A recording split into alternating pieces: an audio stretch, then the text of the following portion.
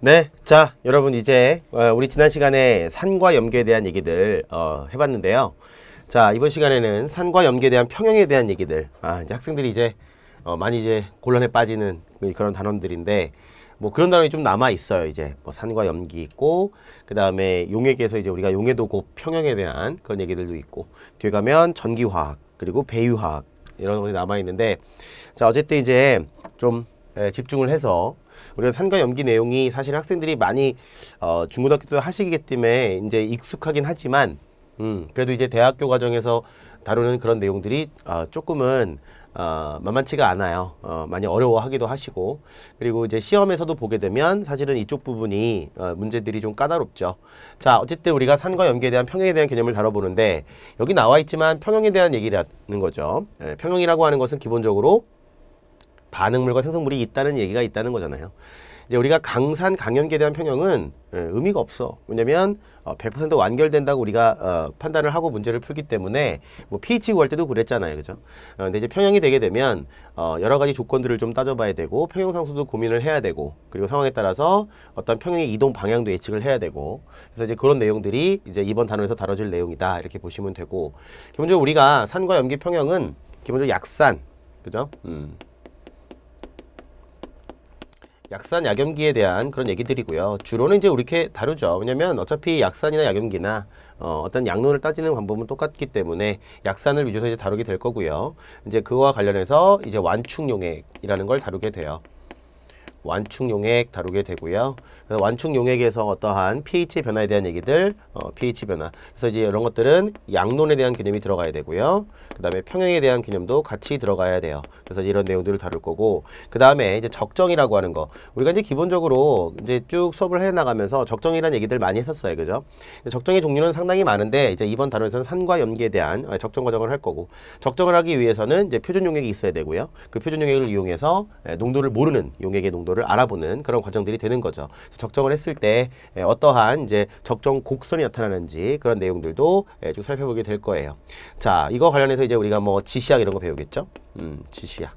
어떤 용액의 pH를 알려주는 건 아니고 산성이냐 중성이냐 미성이냐 이런 것들 알려주는 그런 내용들이 되죠.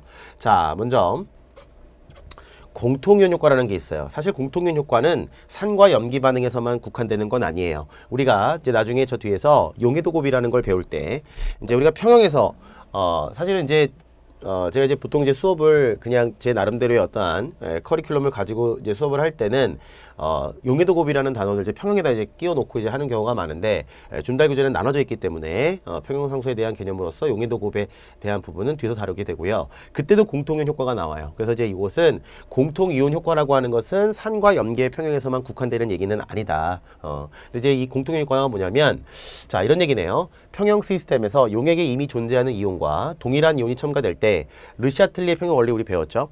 그래서 평형이 깨졌을 때 어떠한 평형이 다시 성립되기 위해서 평형 이제 시스템이 이제 반응의 이동이 있죠, 그죠? 그랬을 때 그러한 이제 효과들을 이제 우리가 다뤄보는 거예요. 자, 약산과 약염기의 평형 시스템에서 의미가 있다게 되어 있는데요. 자, 예를 들어서 HCN이라고 하는 시안산이라고 하는 산은 약산이에요. 그래서 화살표가 양초로 되어 있죠. 물론 HCl 같은 경우도 이렇게 양초를 할 수는 있어. 하지만 그 K 값이 엄청 크기 때문에 우리한테는 이제 논의할 만한 의미는 없다고 얘기했어요. 어쨌든 얘는 기본적으로 약산이에요. 그래서 Ka 값이 1보다 매우 작은 가수를 다지게 되는데, 요때요 평형이라고 하는 것은 뭐죠? 얘도 있고 얘도 있다라는 얘기가 되죠. 그쵸? HCN이라고 하는 물질과 그의 짝염기인 CN-, 시아나이드 이온이 있다는 얘기인데, 이때요 NaCN이라는 물질을 첨가한대요. 자, 우리가 이러한 물질을 뭐라냐면 솔트, 이온 결합 물질을 하는 거죠. 그죠? 그랬을 때 알칼리의 양이온이 포함되어 있는 그러한 솔트의 경우에는 물에서 100% 이온화로 푸는 거야. 그러면 물에서 100% 이온화됐을 때 나는 이 물질을 얻었다는 얘기가 어떤 의미를 가지고 있냐면 CM-를 얻었다는 의미를 가지고 있는 거예요. 자, 수용액 조건에서 이런 알칼리 금속의 양이온은 하는 게 아무것도 없어. 나중에 우리가 뒤에 가서 전기화학 할 때도 뭐 전기분해할 때 이러한 Na+는 전기분해 자체가 되지를 않아. 물속에서는. 아시겠죠? 그래서 수용액 조건에서 알칼리 금속의 양이온은 항상 구경꾼 이온이고 하는 일이 없어요. 그렇다면 결국에 NaCN을 첨가했다는 것은 뭐죠? CM-를 넣었다는 얘기고요. 자, 기본적으로 여기가 지금 평형 상태였단 말이야. 그래서 여기가 HCN, 제가 물은 안 쓸게요. 이렇게 놓고 H 플러스와 CN 마이너스가 있었는데 평형 상태에 있었어요. 그죠? 물론 이거는 평형 상태일 때 이 농도와 이 농도가 같은 것이 아니라 이미지적으로 우리가 평형 상태임을 의미한다고 얘기했어요. 여기다가 CN만 사용하면 어떻게 되죠? 오른쪽으로 갈 거예요. 그런데 왼쪽으로 갈 거예요. 그래서 반응 물질 쪽으로 평형이 이동하게 되는데요. 반응 물질 쪽으로 평형이 이동할 때 얘가 혼자 가는 게 아니라 누굴 잡아먹고 가요? H3O 플러스. 얘는 얘랑 똑같은 거라고 파악하시라 그랬죠. 그죠? 그렇다면 요 평형이 이동할 때 내가 CN 마이너스를 첨가함으로써 요 H 플러스의 농도가 감소하게 되죠. 자, H 플러스가 감소하게 되면 어떻게 될까요? pH는 어떻게 되죠? 올라가게 되겠죠. 그죠? 왜? pH는 마이너스 로그의 수소이온 농도인데 이때 수소이온 농도가 감소하기 때문에 pH는 올라갈 것입니다. 라는 거예요. 조심할 것은 이 평형이 왼쪽으로 이동한다고 해서 요 K 값이 변하는 건 아니죠. 그죠? 예, K 값이 얘를 넣어줌으로써 깨진 거야. 평형 상태가 아닌 거죠. 그죠? 그래서 이제 Q 값과 K 값을 비교하면 Q 값이 큰 형태로 나올 것이니까 역반응으로 진행해서 결국에는 요 H 플러스 농도가 감소하게 되고 pH는 떨어지게 pH는 올라가게 된다는 얘기죠. 그래서 이러한 그 약산의 평형에서 어떤 약산의 짝염기에 대한 공통이온을 집어넣게 되면은 pH는 순수한 HCN을 넣었을 때보다는 올라가게 된다. 이렇게 하시면 되겠죠. 그죠? 자, 그런 얘기가 이제 평형에서 이제 공통이온 효과고요. 자, 공통이온 효과에서 한번 우리가 산염기에 대한 얘기를 한번 가지고 한번 해볼게요. 자, 아세트산을 갖다가 순수한 물에 녹였을 때 한번 볼게요.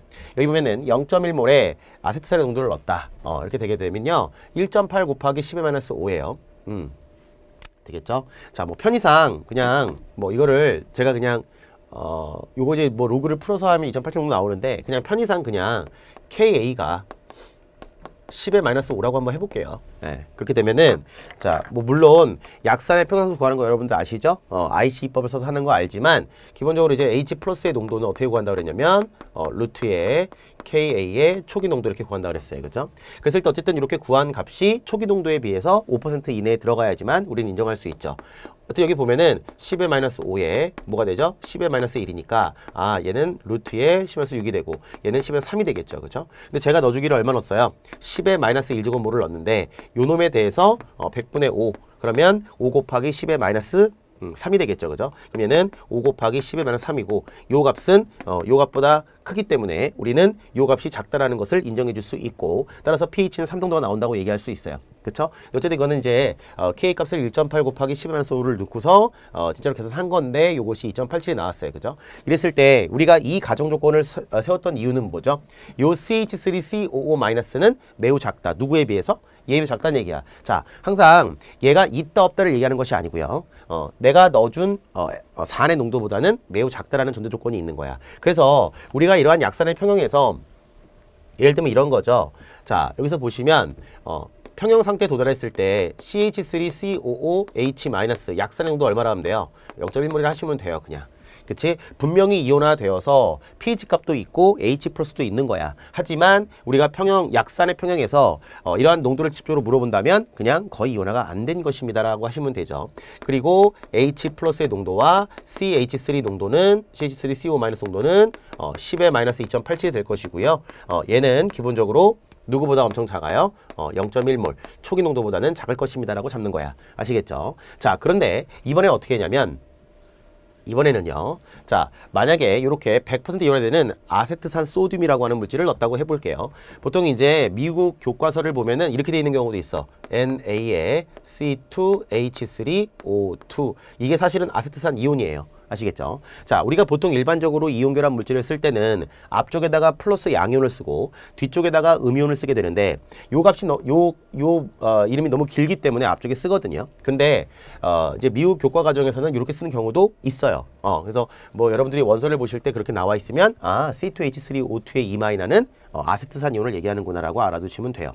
그런데 자, 요때요. 요 놈은 100% 이온하기 때문에 자, 이렇게 이온화돼요. 내가 넣어준 농도만큼 얘도 생기게 돼요. 얘는 물속에서 항상 구경꾼이기 때문에 의미가 없다 이렇게 얘기를 했죠.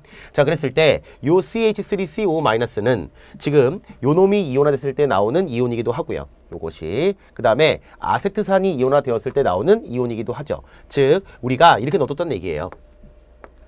여기에 그냥 CH3COOH만 있었다면 요때 자, 요 농도는 얘에 비하면 없는 거랑 마찬가지다 그런 얘기야. 근데 여기다가 100% 이온화되는 CH3COO NA를 넣었다라고 하면 얘를 추워 넣은 것이므로 평형이 어디로 이동해요? 왼쪽으로 이동할 것입니다라는 거죠. 자, 그렇게 됐다 할지라도 이 KA 값은 온도가 일정한 조건이라면 변화가 없겠죠. 그리고 여러분들 문제에서 항상 산연계 문제가 나오게 되면은 항상 25도씨 조건이에요. 그러니까 그런 것들 한번 생각하시면 되고요.